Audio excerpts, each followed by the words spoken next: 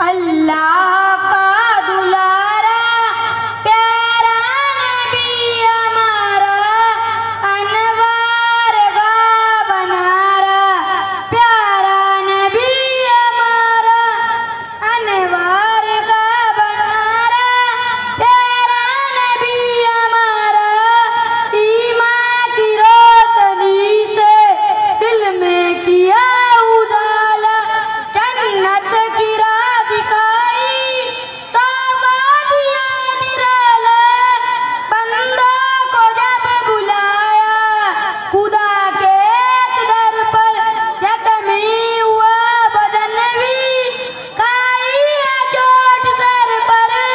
पेवंदगी गवाती बांधा अमाम सर पर।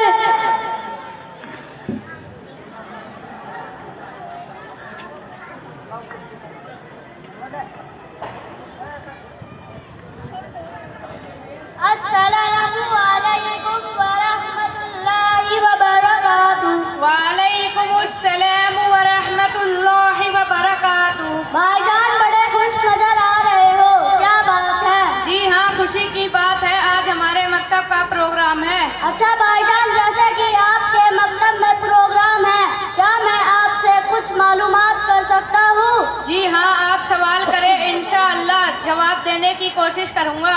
अच्छा भाईजान, हदीस नंबर 1 सुनाइए। हदीस नंबर 1, ईमानियात पर अद्दीन युसरुन, तर्जमा दीन आसान है।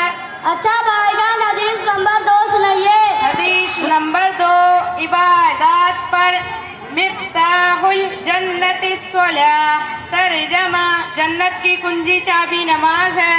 अच्छा भाईजान, हदीस नंबर 3 सुनाइए। हदीस नंबर 3, मामलात पर मनगुश्श फलैसा मिन्ना, तर्जमा जो धोखा दे वो हम मुसलमानों में से नहीं। अच्छा भाईजान, हदीस नंबर 4 सुनाइए। हदीस नंबर 4, माशिरत पर अस्सलामु कबिलल कलाम, तर्जमा बात करने से पहले सलाम करो।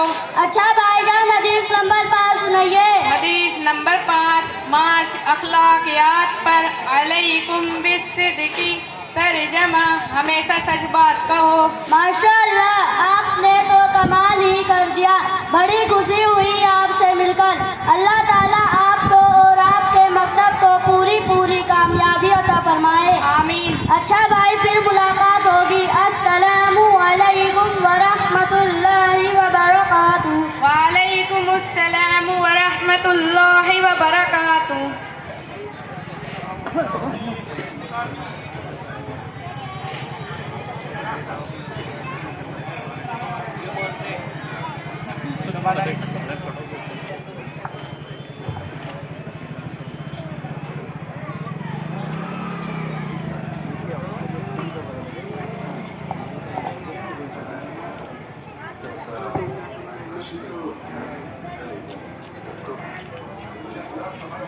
अब माशाल्लाह बहुत खूब। अब इसके बाद मकतब दारुल कुरान की जो वो तालिबा ड्रामे के ताल्लुक से मुकालमा करेंगी, वो तशरीफ़ ले आएँ और अपना मुकालमा पेश फरमाएँ। वालिदैन के ऊपर उनका ड्रामा है। वालिदैन की आज़मत, वालिदैन की अहमियत पर सास बहू ननद शबाना नीलोफर पलक फातिमा शाहीन। सास बहू ननद पर एक ड्रामा मुकालमा है कि घर में सास कैसी होनी चाहिए, ननद कैसी होनी चाहिए, बहू का किरदार कैसा होना चाहिए, ननद का किरदार कैसा होना चाहिए। ये अपना अपना किरदार पेश करेगी। सास का किरदार अलग पेश किया जाएगा, बहू का किरदार अलग पेश किया जाएगा और ननद का किरदार। 3 रोल है इसमें, सास का रोल, ननद का रोल और बहू का रोल। 3 रोल है वालिदैन की अज़मत पर। अस्सलामु अलैकुम वरहमतुल्लाहि वबरकातुहू।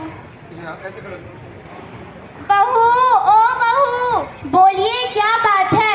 एक कप चाय तो दो बेटी। अभी लेकर आती हूँ। लीजिए। कप तोड़ दिया। हाथ में दम नहीं है क्या? बेटी कमजोरी की वजह से कब टूट गया है। हाथ में दम नहीं है तो चाय पीना छोड़ दीजिए, दिन भर बैठी रहती हैं। चलिए घर का काम कीजिए, झाड़ू पोछा लगाइए और बर्तन धोइए। आपकी ये हालत मुझसे देखी नहीं जाती। या अल्लाह, मुझे जिंदा क्यों रखा है? मुझे अपने पास बुला लीजिए। ये कमजोरी और बहू के ताने मुझसे सहे नहीं जाते।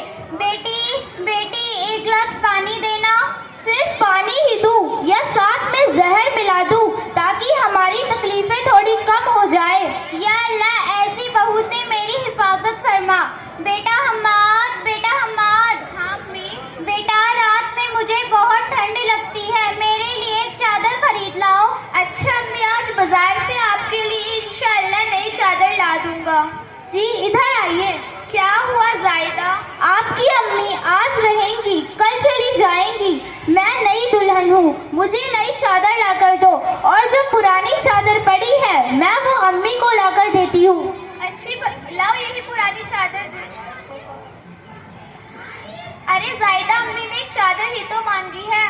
आज चादर मांगी है, कल कुछ और मांगेंगी। एक तो बुढ़िया हो गई हैं, ऊपर से आज कल की ही तो मेहमान हैं, और इसे नई चादर चाहिए। अपने बच्चों के लिए कुछ जमा करने का इरादा नहीं है क्या? अगर लुटाना ही है तो मुझे अपने घर छोड़ दो। अच्छी परेशानी है मेरे लिए, लाओ यही पुरानी चादर ही दे दूं। लीजिए। आप लोग किस बात के लिए लड़ रहे हैं? अरे बेटा, क्या बताओ, तुम्हारी दादी को रात में ठंड लगती है तो उन्होंने एक चादर मांगी है, तो तुम्हारी अम्मी कह रही है नई चादर नहीं, पुरानी चादर ही दे दीजिए, नहीं तो मैं अपने घर चली जाऊंगी। दादी, ये चादर मुझे दीजिए। अरे अरशद, ये क्या कर रहा है तू तो अपने बाप से भी आगे निकला। जब तेरा बाप छोटा था और उसे ठंड लगती थी तो मैं उसे सीने से लगा लेती थी और आंचल में छुपा लेती थी और रात भर जागती थी, और आज वही बेटा मुझे अपनी बीवी से पूछकर चादर दे रहा है। अरे असद, ये तू क्या कर रहा है? ये चादर अपनी दादी को दे दे। अम्मी, मैं इसके 2 टुकड़े कर रहा हूँ, एक टुकड़ा मैं दादी को दे दूंगा और एक अपने पास रख लूंगा। कल आप ही तो बूढ़ी हो जाएंगी, तो अगर मुझे पुरानी चादर नहीं मिली तो मैं आपको यही चादर दे दूंगा। हाय अल्लाह, मेरा अमल मेरे बेटे पर कैसा असर कर रहा है। बेटा, क्या अपनी अम्मी को तू पुरानी चादर देगा? हाँ अम्मी, अब्बू ने भी तो आपके कहने पर अपनी अम्मी को पुरानी चादर ही दी। अगर मेरी बीवी भी मुझसे कहेगी तो मुझे आपको पुरानी चादर ही देनी पड़ेगी। बेटी जाहिदा, बेटी जाहिदा। अम्मी, रो क्यों रही हो और परेशान क्यों हो? क्या बताऊं, तुम्हारी भाभी ने मुझे घर से निकाल दिया है। और भाई ने कुछ नहीं कहा? नहीं बेटी, वो तो अपनी बीवी का पूरा गुलाम बन गया है। वो जैसा कहती है वो वैसा ही करता है। आजकल के जमाने में माँ बाप की कद्र कहाँ। आजकल की बहुएं ये भूल जाती हैं कि कल उनको भी सास बनना है। बात क्या हुई अम्मी? भाभी ने आपको घर से क्यों निकाल दिया? बात कुछ ज्यादा नहीं है, ठंड बहुत ज्यादा पड़ रही है ना, तो मैंने तुम्हारे भाई से कहा कि बाजार से एक चादर लाकर मुझे दे दे, तो बहू कहने लगी कि हमारे पास भी बच्चे हैं, अगर हम इसी तरह चादरों में पैसे खर्च करते रहे तो हम अपने बच्चों के लिए क्या जमा कर पाएंगे। हर महीने हजारों रुपए इधर उधर खर्च करता है और अपनी अम्मी के लिए 200-300 की चादर लाकर नहीं दे सकता, जिसने उसको पाल पोस कर बड़ा किया है। अरे जायदा, ये तुम कह रही हो? अभी तो तुमने भी मेरी माँ के लिए यही कहा था। जो तुम्हारे भाई ने तुम्हारी अम्मी के साथ किया तो वो गलत, और जो तुम मुझे मेरी माँ की खिदमत करने से रोकती हो, उनके लिए कोई चीज लाओ तो बात बात पर गुस्सा करती हो, क्या ये सही है? अम्मी, मुझे माफ कर दीजिए, आइंदा ऐसी गलती नहीं होगी। ठीक है बेटा, आजकल हम टीवी रिचार्ज में 500 रुपए, मोबाइल रिचार्ज में 600 रुपए और बीवी के बनाव श्रृंगार में 1000 रुपए खर्च कर देते हैं, लेकिन जब माँ के लिए कोई चीज लानी हो, दवा लानी हो, चादर लानी हो या और कोई चीज लानी हो तो हमारे पास पैसे ही नहीं होते, और अगर पैसे होते भी हैं तो बीवी से इजाजत लेनी पड़ती है। अफसोस का मकाम है। अस्सलामु अलैकुम वरहमतुल्लाहि वबरकातुहू।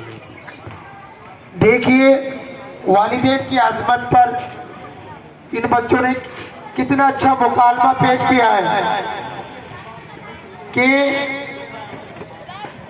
हमारी शादी से पहले जो वालिदैन की मोहब्बत होती है, शादी के बाद वालिदैन की मोहब्बत में तब्दीली आ जाती है, क्योंकि घर में बीवी आ जाती है।